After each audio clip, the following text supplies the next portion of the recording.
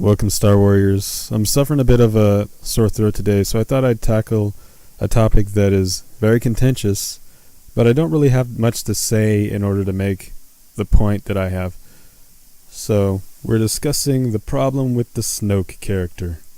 I'm just going to start off by saying I haven't really taken part in the online debate on The Last Jedi at all, and definitely not on the Snoke character.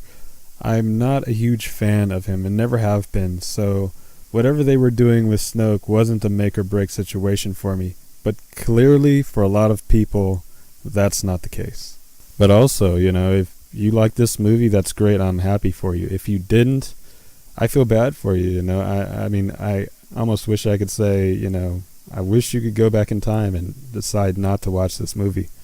Because I understand how it can ruin a large part of Star Wars for you. I mean, this, for all intents and purposes, for the foreseeable future, this is the Star Wars you've got. That's kind of a letdown if you are a hardcore fan. A lot of people, I think, are saying, and different YouTubers are saying that Snoke, or they're comparing Snoke to the Emperor in the original trilogy, and they're saying, well, when Palpatine was introduced into the series, as a full character who made appearances and stuff, you didn't need to know anything about him, and no one complained about it. And so they don't really a lot of the Last Jedi apologists really don't understand why people have a problem with Snoke and not knowing anything about him. And I haven't really seen anyone give what I would consider adequate answers to that, because I haven't really taken part in the online debate on this. I've seen people complain about it, but not really give answers to, well, there's the Emperor and you didn't know anything about him back in Return of the Jedi. And so I think I'd like to do that myself. How the Empire came to power, how the Emperor came to power was irrelevant to the story. You have to remember, there wasn't 6 movies of established set-in-stone narrative behind the original trilogy back in the 70s and the 80s. No one had expectation, no one should have had expectation. The same can't be said for characters in a trilogy that are stepping into a saga that already spanned 6 movies before this trilogy started. Fast forward 40 years, and we have 6 movies of history behind us. There's certain expectations, there's certain shoes, if you will, that all of these new characters are stepping into. You just can't throw them into what you're calling the Star Wars universe and say, these people have no past.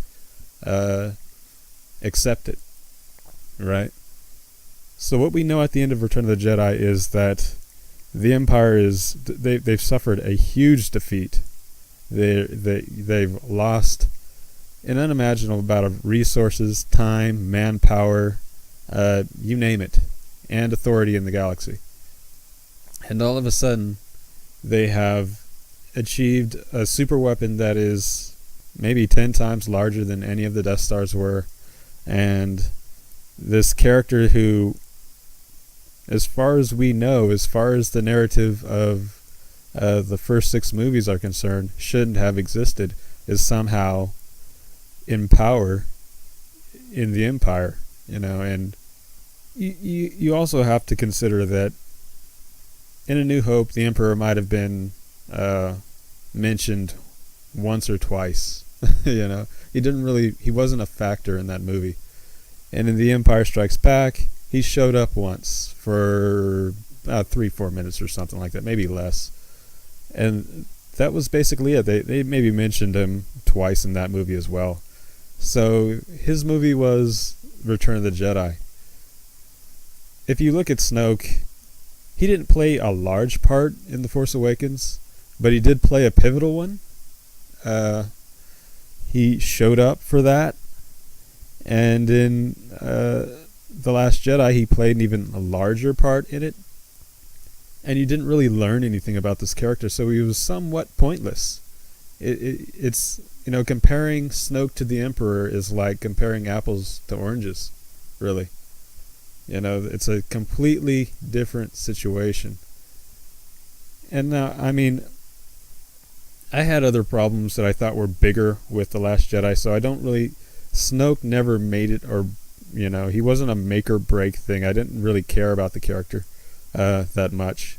He didn't seem anywhere near as cool as the Emperor did in any movie, He did, as far as the villains go in this new trilogy, none of them have seen it, have been as cool as their counterparts in the original trilogy, or their counterparts in the prequel trilogy, for that matter.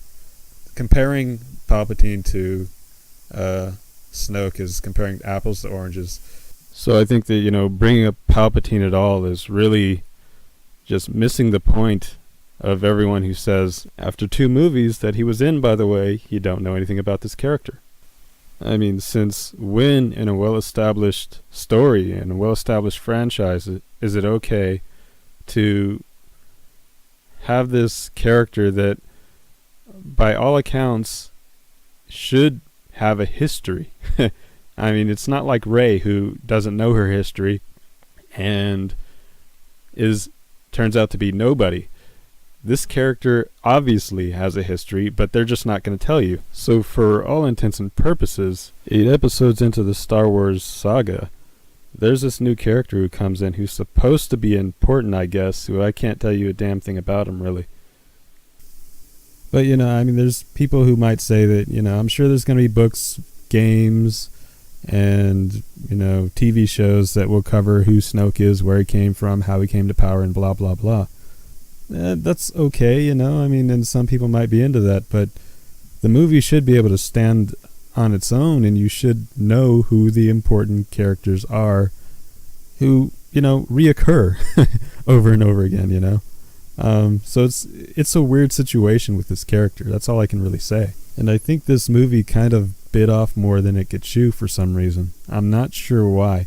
And I can understand why Star Wars movies might be difficult to make and, plot around, especially now that there are 8 movies, and that's going to be making anything a challenge, because there's so many rules that are set up, there's so many characters, and there's so much fanfare you're going to want to incorporate into your film.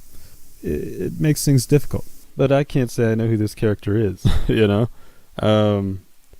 which goes a long way in determining whether or not I care about the character. So, that's kind of my part or my point of view in this discussion. Snoke was just a character I didn't know anything about, they didn't put too much into his design. He may have had an okay voice, but his personality wasn't really anything to make, anything out of, I don't think.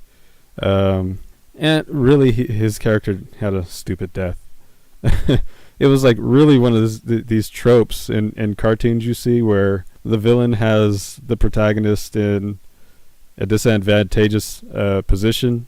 Instead of killing the protagonist or whatever, the villain starts telling the protagonist his plan, and as in sort of a tongue-in-cheek or wink sort of way, the protagonist will look at the camera and say, "Yeah, this is where he starts telling me his plan so that I can come up with a way to get out of it."